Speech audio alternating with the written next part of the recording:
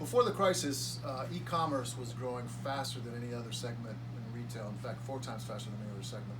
Most brick and mortar was shrinking. So e-commerce was growing like crazy, and of course Amazon is a big part of that. But a lot of retailers don't adjust to the digital marketplace so easily.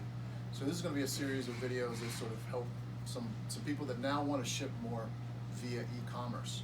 So if you look at e-commerce, there's 4 main components of cost related to e-commerce. There's the cost of the product, whether you manufacture it or you sell it. There's the marketing cost, and there's the cost of labor to fulfill or do other things in your company. And finally, there's the shipping costs. So for some companies, the shipping cost is the 4th biggest cost. For some companies, it's actually the biggest cost. So it's a major component of how you run your e-commerce company. And it's not so intuitive. So today we're going to talk about dimensional weight. Dimensional weight, so there's weight, we know what things weigh, and because of many years of changes in the freight industry with UPS and FedEx, we now have dimensional weight. So there are lasers that will read your box as it travels through the hubs, and it'll determine the dimensions of your box.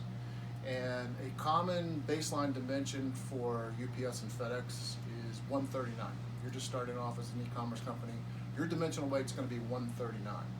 So how does that work? And by the way, you can negotiate and get a better dimensional weight. So how does that work? This is our company's most common boxes.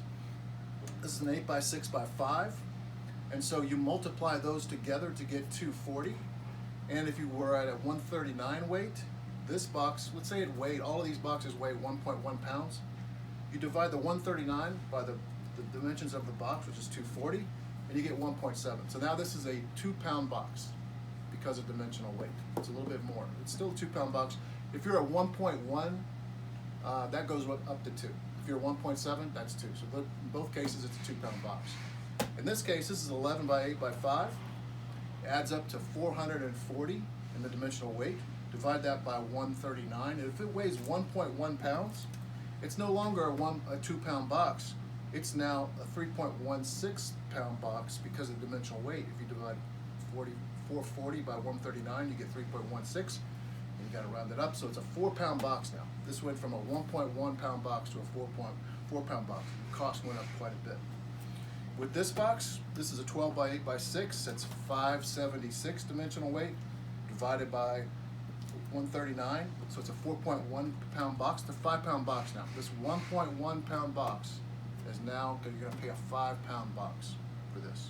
And this is the same thing. This ends up being a 7-pound box. This 1.1 pound box now costs a 7-pound box rate. That's what dimensional weight is. And so when you're deciding your packaging and what size box is important, you can see it makes a big difference. These all weigh 1.1 pounds. This is a 2, this is a 4, this is a 5, this is a 7. Very, very different rates depending on what you've negotiated. One other thing about this, when they read it, they're going on the external dimensions, and they are going with any bulges. That's what they're going to count. So let's say this is an 11 by 8 by 5. And this bulges right here on the 5 and becomes, let's say it's 5 and a quarter, and all of a sudden it bulges a little bit. Now it's a 5 and 3/4. Now it becomes 6. But these are just some of the tricks and the knowledge of dimensional weight. We'll be talking about some other series of issues in regard to digital marketing.